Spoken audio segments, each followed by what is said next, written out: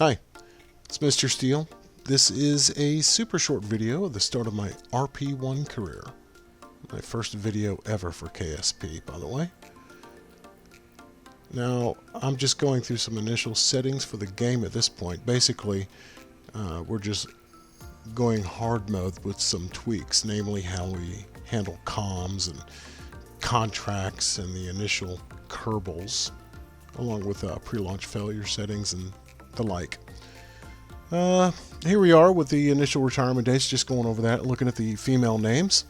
And then let's get over to the tracking station, and I'm going to choose Wallops Island in Virginia. So there it is, just click that. And there we're back at the page. Now you can see with the jump edit that I've already assigned the upgrades to the game. I chose the VAB, of course. And here's the first contract. And let's jump into the VAB, and I've already created the initial rocket that I want to test. It's the Tiny Tim with some the 3-fin configuration with a little bit of avionics on it and just a standard fuel tank, but there's no fuel in it. It's just for looks. Now we put it at a 10-degree incline or depression using this launch stand, and those are pretty neat. I like those because I don't like launching straight up and down. When I do, I use range control, but it's very rare that I launch straight up and down. And here we are sitting at an 80-degree declination. Is that a real word? And then we're going to set this back straight onto the rocket there. Now, obviously, you can't put it on the rocket just because, you know, the little pointy thing doesn't line up with the exhaust, and you'll probably explode. But you can get fairly close.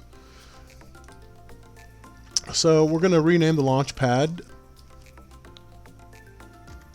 There we go. 20 is 20 tons, by the way. And then take a look at it a little bit closer here. Let's look at those fins. I'll give you some idea of how we built those. Now, I built these directly off of a declassified document that I found on the web. I'll post that in the links.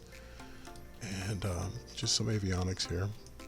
Not much, just to get a little bit of telemetry, and we're not going to get any temperature or barometric pressure. But then you've got the Tiny Tim booster there.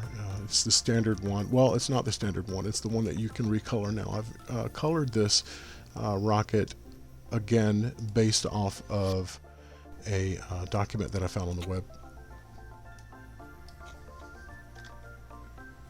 There we go. Let's set it ahead 18 hours and then set up the flight recorder to show us the altitude. Now, this is just simulation just to see if it'll fly. I like doing that. You see we have an 80-degree declination, and launch. Everything looks good.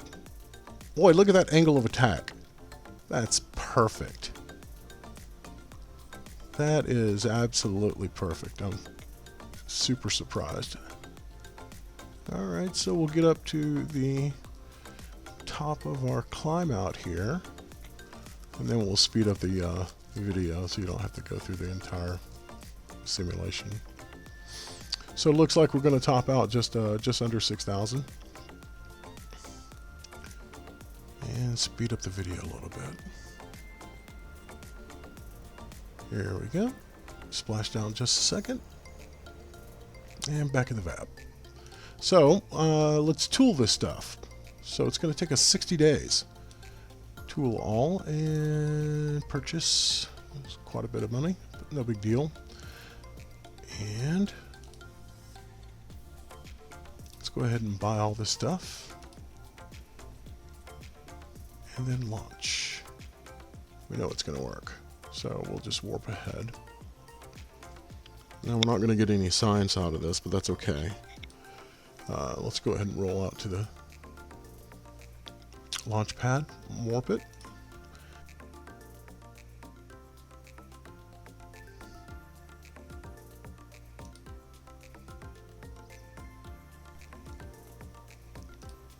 And we'll fast forward just a little bit of time so we can see. Let's launch it.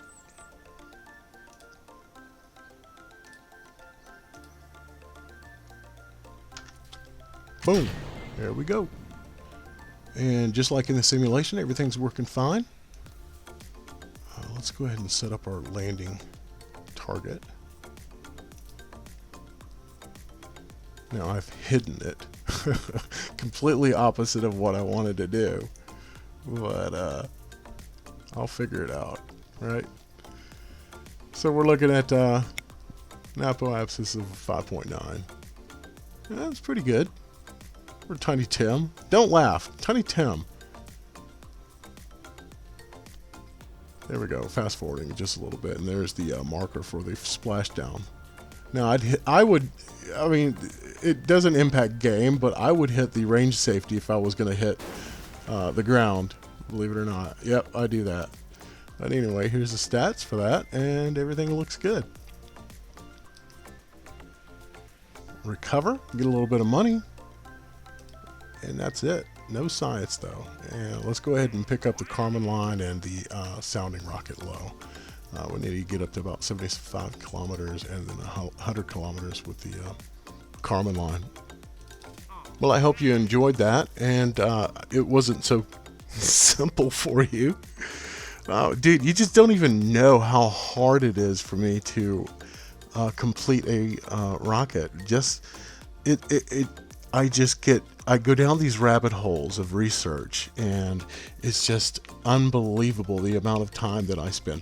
I mean, this is just a Tiny Tim. I have spent days on rockets just because I wanted to be perfect. You know what I mean? Maybe I've got a mental problem or something. Anyway, stick around. I hope you like this, and we'll be back with another mission report shortly. I think you can guess what it is. We'll see.